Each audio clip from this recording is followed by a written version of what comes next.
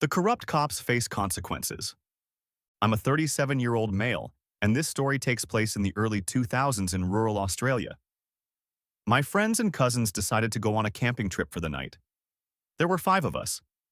My parents dropped us off at the edge of some bushland, and we started walking up a large hill. We often camped near some caves, but on this day, we decided to venture deeper into the bush. It was summertime, and a relatively warm day. This will play a significant role in the story. After about an hour of hiking, we came across a beautiful pine forest with massive trees everywhere. It was perfect, so we decided to set up camp there. For the evening's entertainment, we had brought some green herbs. As usual, I decided to stash them somewhere nearby instead of keeping them on me. Call me paranoid, but I had learned from experience to hide things whenever possible. I asked my friend, let's call him B-Rad, to go for a walk and explore before we returned to make dinner. We had brought a small gas burner for cooking since it was a fire ban day due to the summer heat. Fire bans are taken very seriously in rural areas. After about half an hour, we returned to camp and saw my older cousin, O-Dog, and the others gathered around a small fire. Immediately, I told them we shouldn't have a fire. It was dangerous and stupid. O-Dog, being the oldest at about 19, just laughed it off and told me to chill. I was 15 at the time, so he wasn't taking orders from me, but I had a very bad feeling about the fire. We were sitting around when suddenly, we heard loud engines. 2 big 4-wheel drives, or pickup trucks for the Americans, pulled up. One of them had a large water tanker on the back. Before we could say anything, about 4 big men and a woman jumped out and aggressively approached us. O-Dog quickly said, "Sorry guys, we'll pack up and leave." But before he could finish, one of the men snapped, "Get on the ground, face down, and don't you foxing look at me." O-Dog hesitated, confused.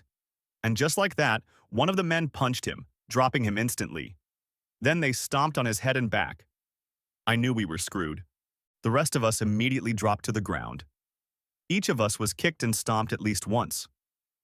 We were all bleeding and terrified. The men were screaming at us about the fire. And while I understood their anger, we were mostly kids. And these men were massive and obviously trained. They kept yelling, "Don't you fing look at me!" At one point, as I lay on the ground, the woman approached me and asked, "What were you thinking?" I muttered, "Sorry, but you can't do this to us." She smirked and said, "Well, I'm a cop and I don't give a F about you." That sick feeling in my stomach got worse. They searched us and continued berating us. Then they called the police. While we waited, they kicked my friend again and kept screaming at us. When the police finally arrived, they looked at our bloody faces and asked what had happened. Despite everything, we all said, "Nothing happened." The police took our details and let us go. We went back home, and when my parents saw the state I was in, they were horrified. They immediately wanted to go to the police and press assault charges. I had never trusted the police, and this experience only reinforced my distrust. Plus, we had just found out that the people who attacked us were both police and military. I told my parents I didn't want to pursue it. I wasn't a snitch. But they insisted. Eventually, we went to the police station. When the officers heard what we wanted to do, their response was clear. "No, we don't care, and there's absolutely nothing you can do about it." That's when it became obvious. These local cops were covering for their own.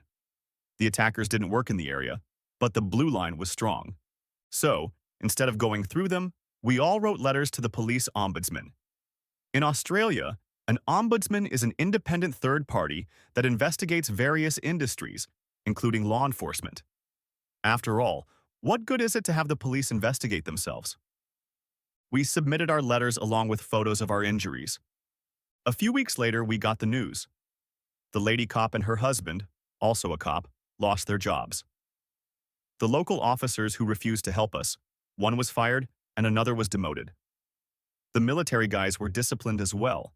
After that, the police who used to harass and search me constantly pretty much ignored me, and I was happy with that. Fast forward about 2 years. I walked into a video rental store, y'all remember Blockbuster? And saw the cop who had refused to help us working there. He looked broken and disheveled. My heart felt warm and euphoric. Knowing him by name, I smirked and said, "Oh, how the mighty have fallen."